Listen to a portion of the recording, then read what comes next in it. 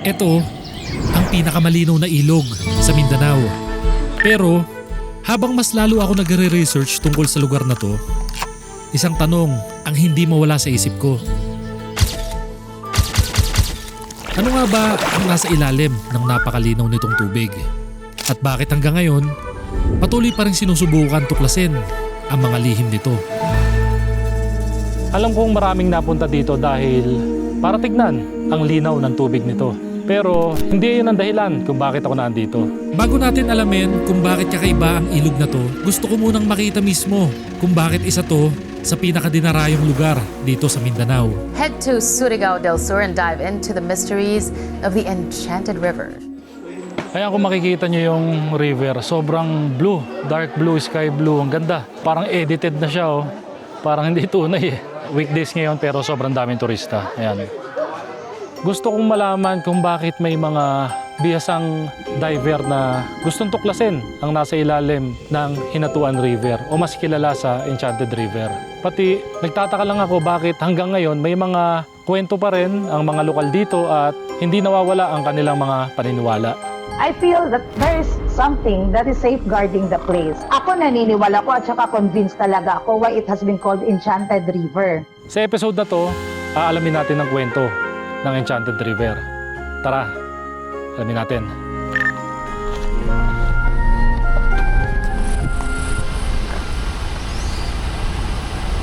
Narating na namin itong Hinatuan River o mas kilala sa Enchanted River makalipas na 10 minuto simula doon sa kanto na pinanggalingan natin. Ngayon, pasukin na natin to at wag na natin patagalin. Bali, dito kami nagpark sa bandang taas ng Enchanted River tapos mayroong unting lakarin pababa sa waiting area. Doon daw kami susunduin ng parang yung maliit na jeep. Kaya kung nakikita nyo, sobrang daming tao na napunta talaga dito sa Enchanted River. Pero hindi nila alam yung kwento sa likod nitong Enchanted River. Basta ang nakikita lang ng ibang tao ay, syempre, yung ganda nito. Sobrang ganda naman talaga ng Enchanted River eh. Exactly 3 p.m. mga itong fish feeding or cultural show. Ang bayad ay 150 pesos. Ito na yung sasakyan namin. 3 minutes yata ang biyahe, 3 to 5 minutes daw. Isa to sa mga unang mapapansin ng mga bumibisita dito. Ang higanting estatwa ng isang babaylan o shaman.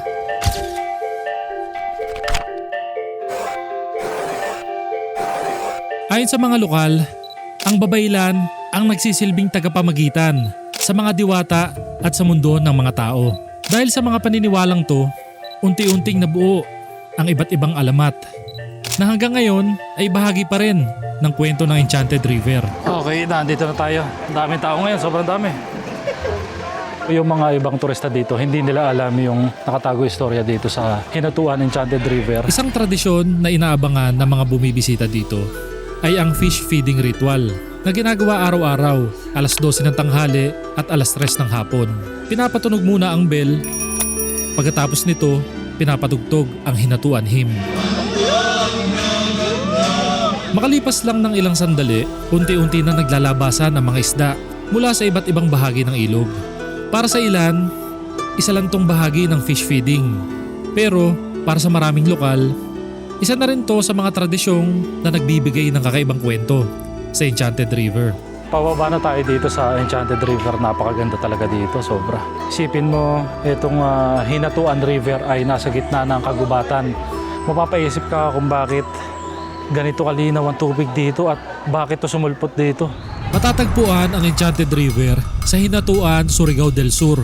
Dahil sa napakalinaw nitong tubig, mas mabilis itong naging isa sa pinakasikat na tourist destination sa Mindanao. Kaya kung makikita nyo yung river, sobrang blue, dark blue, sky blue. Ang ganda. Parang edited na siya oh. Parang hindi tunay eh. Lalo na sa personal pag nakita nyo. Weekdays ngayon pero sobrang daming turista. Ayan. Mahaba po yan. Doon yung boating. Hanggang dagat. Kaduksong ng dagat to. Sa ilalim ng napakalinaw na tubig ng Enchanted River, may isang malawak na underwater cave system. Isa ito sa mga dahilan kung bakit patuloy itong pinag-aaralan ng mga eksperto. Ayon sa mga pag-aaral, ang tubig ulan ay unti-unting sumisipsip sa ilalim ng limestone hanggang makarating sa malalim na aquifer Doon ito natural na nasasala bago muling lumabas sa Enchanted River bilang isang natural spring. Ngayon pupunta naman tayo dito sa swimming area nila. Hello po. Hi! Meron po pala dito, napakaganda oh. Yan bali, mahaba pa palang lakarin to. Mahaba pala itong Enchanted River. Makikita mo yung tubig oh. Kulay blue. Grabe, napakaganda dito. Maraming researcher at scuba diver ang nagtangka ng languyin o siside ng pinakailalim ng Enchanted River. Unti-unti nilang ine-explore ang ilang bahagi ng underwater cave at isa sa mga pinakamalalim na bahagi na naabot nila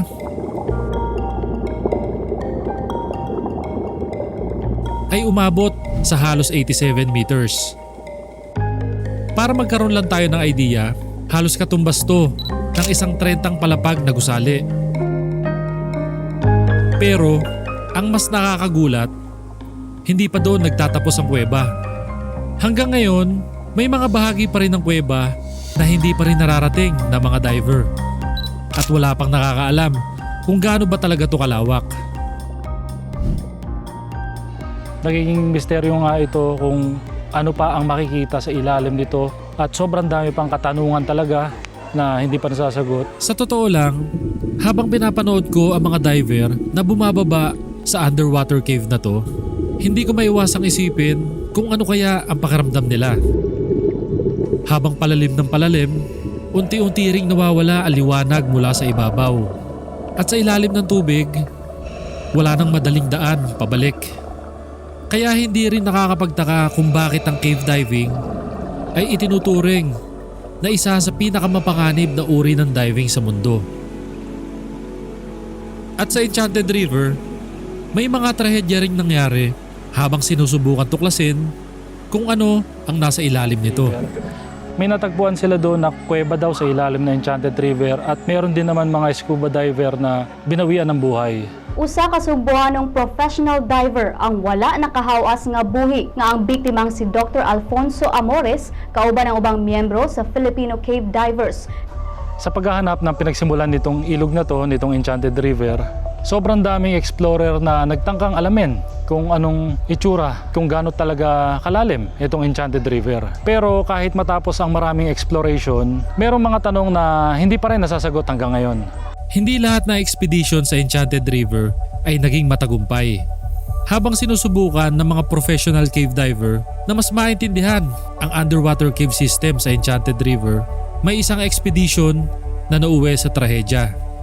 Ipinapakita lang nito na ang cave diving ay hindi lang nangangailangan ng tapang, kundi pati ng tamang training, karanasan at kumpletong kagamitan. Hindi lang cave diver ang nahaharap sa panganib sa lugar na to. May isa ring content creator na nalunod habang bumibisita sa Enchanted River. Nag-viral sa social media ang kamatayon sa usa ka vlogger or video creator nga si Felson Cuamco Hidalgo. Our Enchanted River is fully equipped with well-trained. Enchanted River is a very safe place. Sa totoo lang, hindi naman nabawasan yung paghanga ko sa Enchanted River nung nalaman ko yung mga kwentong to.